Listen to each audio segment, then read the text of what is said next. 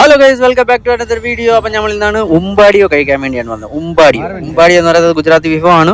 അപ്പം ഇത് ഉണ്ടാക്കുന്ന രീതിയാണ് ഇപ്പം ഞാൻ പറയാൻ പോകുന്നത്. ഇത് സൂപ്പർ ഒരു ഐറ്റമാണ്. ഇതിനതിലൊരു എന്താ പറയുക, അൺഹെൽത്തി ആയിട്ടൊന്നുമില്ല, ഫുള്ളി ഹെൽത്തി ആയിട്ടുള്ള സാധനമാണ്. കാപ്സ് കൂടുതലാണ്.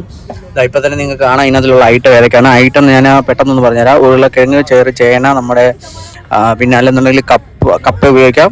പിന്നെ മധുരക്കിഴങ്ങ്, നമ്മുടെ നാട്ടിൽ പറയുന്ന മധുരക്കിഴങ്ങ്, ശർക്കരക്കിഴങ്ങ്, പിന്നെ ബീൻസ് ആണ് ഇതിനതിലെ മെയിൻ ആയിട്ടുള്ള ഐറ്റം. ബീൻസ് എന്ന് പറഞ്ഞു കഴിഞ്ഞാൽ ഈ പയറ് പോലത്തെ സാധനം. അങ്ങനെ ഞങ്ങൾ മൊത്തം ടീം ഓഫീസിൽ നിന്ന് ഞങ്ങളുടെ ഒരു ടീമാണ് ഈ വന്നിരിക്കുന്നത്. ഇത് ഏകദേശം 1 കിലോയ്ക്ക് 500 രൂപയാണ് ഈ വേവിച്ചതിന് ശേഷം തരുന്നത്.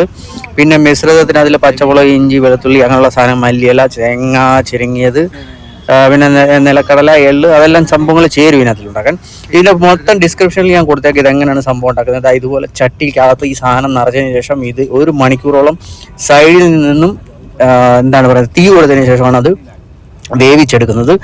പിന്നെ ഇത് തയ്യാറാക്കുന്ന വിധം ഞാൻ വേണമെന്നുണ്ടെങ്കിൽ പെട്ടെന്ന് പറയാം. അതായത് ആദ്യമേ നമുക്ക് മസാലയുടെ പേസ്റ്റ് ആണെന്ന് പച്ചമുളക്, ഇഞ്ചി, വെളുത്തുള്ളി, മല്ലിയില, തേങ്ങ, നിലക്കടല, എല്ലാം എന്നിവ അരച്ച് ചേർത്തതിന് ശേഷം നമുക്കൊരു പേസ്റ്റ് ഉണ്ടാക്കാൻ പറ്റും. ഇതിനതിൽ ഈ അരച്ച പേസ്റ്റ് പിന്നെ ചെയ്യേണ്ടതെന്ന് പറഞ്ഞു കഴിഞ്ഞാൽ മഞ്ഞൾപ്പൊടി, മുളക് പൊടി, മല്ലിപ്പൊടി, ജീരകപ്പൊടി, ഉപ്പ്, പഞ്ചാര അത് വേണമെങ്കിൽ ഇട്ടാൽ മതി.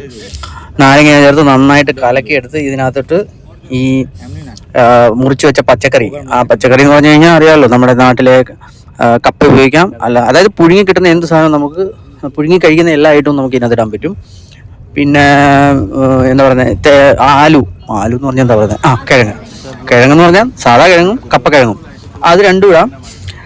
അതിട്ട് ഈ സാധനങ്ങളെല്ലാം കൂടെ ചേർത്ത് മിക്സ് ചെയ്ത് അടിച്ച് കലക്കിയല്ല പെരട്ടിയതിന് ശേഷം ഈ ഇതുപോലത്തെ മൺകുടത്തിനതിൽ നിറച്ച് മുൻഭാഗം എന്തെങ്കിലും പച്ചിലകൾ കൊണ്ട് കവർ ചെയ്യുക.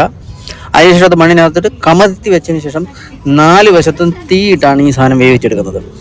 ഇതിനകത്ത് മറ്റൊരു സംഭവങ്ങൾ എന്തെങ്കിലും ചെയ്യുന്നില്ല. മഞ്ഞളാണ് ഇതിനകത്തിലേറ്റവും മഞ്ഞപ്പൊടി, അതിനെക്കാട്ടിലും നല്ലത് മഞ്ഞൾ തന്നെ ഇടുന്നതാണ്. അതിനുശേഷം ഈ സാധനം നമ്മൾ ഒരു 3/4 മണിക്കൂർ മുതൽ 1 മണിക്കൂർ വരെ കണ്ടിന്യൂ ചൂട് കൊടുത്ത് വേവിച്ചതിന് ശേഷം ഇവനെ എടുത്ത് തുറന്ന് എന്താ ടേസ്റ്റ് സാധനം എന്നറിയാമോ? ഒന്ന് ട്രൈ ചെയ്ത് നോക്കിയാൽ മതി. ഡിസ്ക്രിപ്ഷനിൽ പോയി കഴിഞ്ഞാൽ ഇതിൻ്റെ ഫുള്ള് ഡീറ്റെയിൽസ് കിട്ടും. അതുപോലെ തന്നെ ഈ ഒരു ഫുഡ് ട്രൈ ചെയ്തതിന് ശേഷം നിങ്ങൾ പറയാം എങ്ങനെ നിങ്ങൾക്ക് തോന്നി എന്നുള്ളത്. ഇത് ഇവിടുത്തെ ഒരു ഫേമസ് ഫുഡാണ്. തണുപ്പ് സമയത്ത് മാത്രമേ ഇത് കിട്ടുള്ളൂ. അപ്പോൾ അടുത്ത വീഡിയോയിൽ വീണ്ടും കാണാം. അതുവരെയൊക്കെ നന്ദി, നമസ്കാരം.